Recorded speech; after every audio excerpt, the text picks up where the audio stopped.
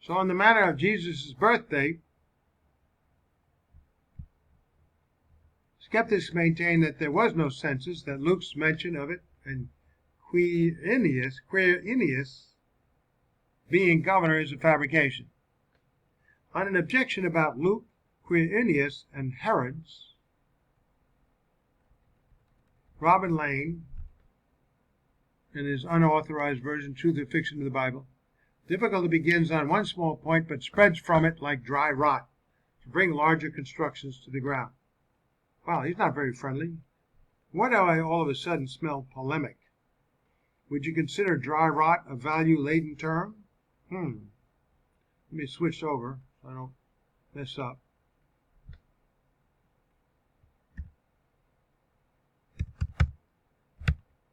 There you go. Okay.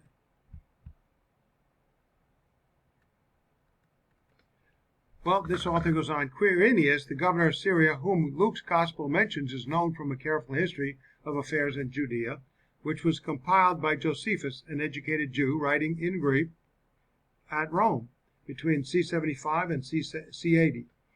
Josephus had his own prejudices and areas of interest, but he worked with the framework of hard facts, which were freely available for checking and which he had collected responsibly. According to Josephus, Quirinius was governor of Syria with authority over Judea in AD 6, when the province was brought under direct Roman control. The year was a critical moment in Jewish history, and as important to its province as the 1972 to Northern Ireland, I don't know why he's bringing that up, the start of a direct rule. On such a fact, at such moment, Josephus and his sources cannot be brushed aside. There is, however, an awkward problem. Luke's gospel links Jesus' birth to Quirinius. I may have a problem with the word with, but keep going. And I do. And with King Herod, but in AD 6, Herod had long disappeared. He had died soon after an eclipse of the moon, which is dated by astronomers to 12 to 13 March 4 BC, although a minority of scholars have argued for 5 BC instead. So far, so good. The Gospels therefore assumes that Quirinius and King Herod were contemporaries when they were separated by 10 years or more. I assume you mean contemporaries in office. They were certainly contemporaries in life. Quirinius, at the time of King Herod's death, was doing military expeditions in the eastern province of the Roman Empire. So they lived at the same time. Tacitus, in his Annals, and Florus in Roman history, with some evidence indicating that he either was a co-ruler with the governor of Syria, the somewhat inept Quintilius Varus, or at least placed in charge of the 14-year census in Palestine. Varus was famous for the later fiasco at the Teutoburger Forest in Germany, 9 AD, and at his appointment as governor of Syria in 7 BC was largely untested. The census was due in 8 to 7 BC, and Augustus could easily have ordered his trusted Quirinius, fresh from subduing the Pisidian Highlanders, to assist in this volatile project. Herod I had recently lost favor of the emperor, and was probably dragging his feet on taking the census, a process which always enraged the difficult Jews. This would have pushed the time frame into the 5 BC mark, which fits the general data. There is no doubt, this guy goes on, about the Herod in question. When the great King Herod died, his kingdom was split between his sons. 2 of them did add Herod to their names. Herod Antipas, locally in Galilee as a tetrarch, until 39. But Luke 1:5 connects the Annunciation with Herod, king of Judea. I say this is correct. The Annunciation occurred around the census point, under King Herod. The reference in 1:5 is correct. So why did you use the word but? Did you think the Annunciation was under Antipas? King Herod I was king of Judea, but was also king of Galilee. The terms would not have been understood as restrictive, king of only, before the kingdom divided. Well, he goes on to say, when he refers to Herod Antipas at 3:1, Mark 3:1, he correctly calls him tetrarch, not king. Herod Archelaus ruled Judea until 86, but only as an ethnarch.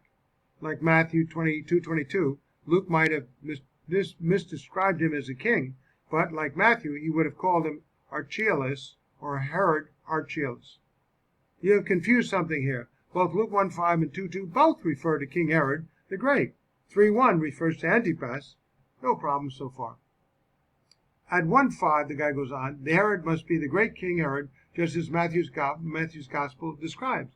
In Matthew, the nativity coincides with the great Herod, massacre of the innocents, whose death is the reason for the return from the flight into Egypt. Correct. Luke's Gospel therefore assumes that King Herod and the governor Quirinius were contemporaries, but they were separated by over 10 years or more. The incoherent dating is only the start of the problem. Explanation in the blue. I think I've already explained this above. They were contemporaries, not necessarily in the offices. Also, it is worth noting that we have a MS that describes, a manuscript that describes a soldier who was a legate of Syria twice during this time frame. There are two main interpretations of this manuscript. One is that it refers to Quirinius, placing Quirinius as procurator during the birth of Christ, and the other that it refers to Quirinius himself. The first option is defended by Ernest Martin in CKC.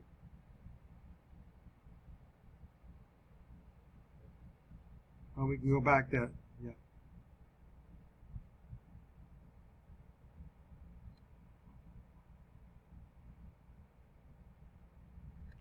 All right, I'm get off. The CKC is a footnote there. I can't quote on that. I'm not online. CKC is Chronos, Kyrios, and Christos, Nativity and Chronological Studies, presented to Jack Finnegan, Jerry Vardaman, and Edwin Yamuchi. Okay, that's just CKC is an abbreviation for this article here. Let's go back.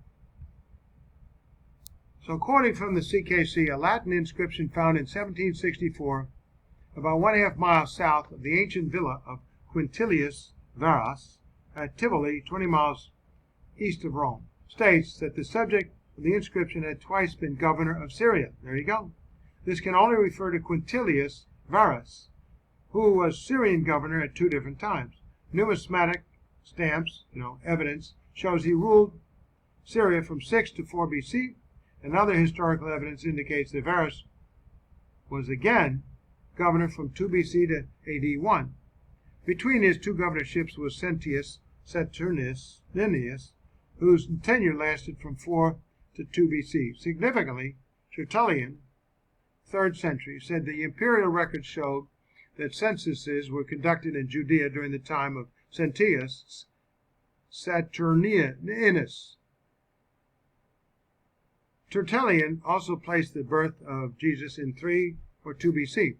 This is precisely when Saturninus would have been governor, according to my new interpretation. That the Gospel of Luke says Quirinius was governor of Syria when the census was taken is resolved by Justin Martyr's statement, 2nd century, that Quirinius was only a procurator, not governor of the province. In other words, he was simply an assistant to Saturninus, who was the actual governor, as Tertullian stated.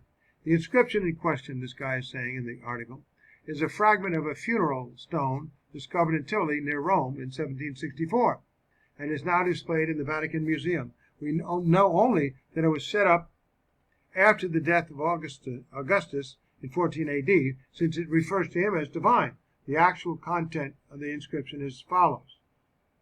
Okay, these are Latin words, and it's translated, King, brought into the power of Augustus and the Roman people and Senate, for this honored with 2 victory celebrations, for the same thing the triumphal decoration obtained the proconsulate of the province of Asia, again of the deified Augustus, Syria, and Phoenicia.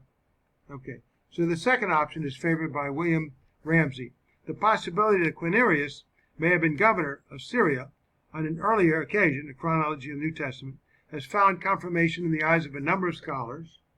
From the testimony of Lapis Turbitinus, this inscription recording the career of a distinguished Roman officer is unfortunately mutilated, so that the officer's name is missing. But from the details that survive, that could very well be Quirinius. It contains a statement that when he became imperial legate of Syria, he entered upon that office for the second time. There you go.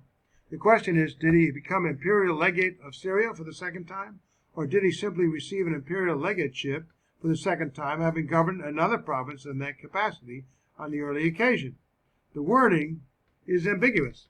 Ramsay held that he was appointed an additional legate of Syria between 10 and 7 BC for the purpose of conducting the Homooudanesian War, while the civil administration of the province was in the hands of other governors, including Sentius Saturninus, under whom, according to Tertullian, the census of Luke 2:1 was held.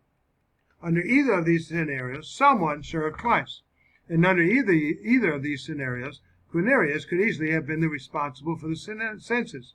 And curiously enough, even if that were not the case somehow, the linguistic data of the last few decades indicates that Luke 2:1 should be translated before the census of Quirinius, instead of the customary first census of Quirinius. See Nigel Turner in Grammatical Insights into the New Testament. That would solve the problem, even requiring 2 terms of office for Q. And while we are talking about Greek here, the term Luke uses for Quirinius, governorship, is the very general term hegemon, which in extra-biblical Greek was applied to prefects, provincial governors, and even Caesar himself.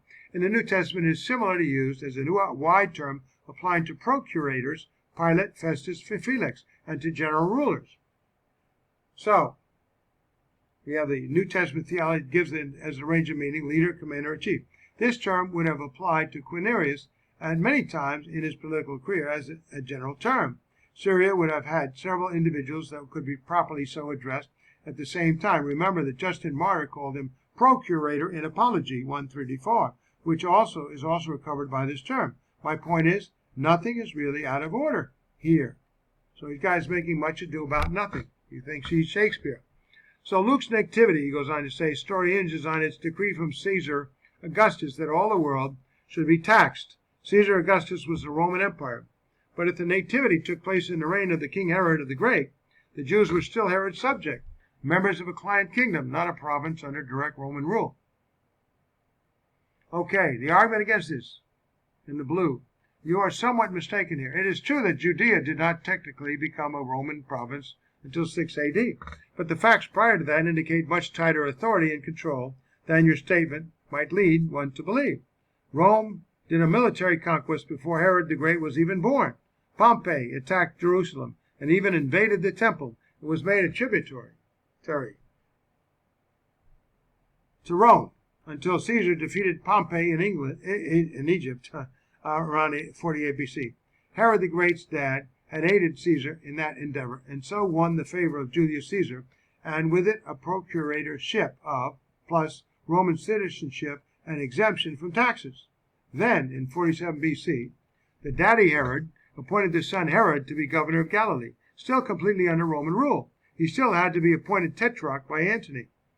Still a thrall yet, He was also proclaimed king by the Roman leaders, Octavius and Antony, in 40 BC, but he had to reconquer the land from the Parthians, which he did in 37 BC. As a client kingdom, they were still under the authority of Rome. All of the rulers, for example, were appointed, including all the Herods, and ratified by Rome. So actually, when I keep reading your paragraph, it sounds like you are calling Luke mistaken in referring to Rome as driving the issue of the census. He is indeed making that point.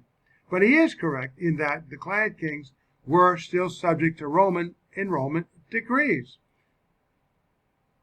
Okay, so we have all kinds of references here. More on this next time.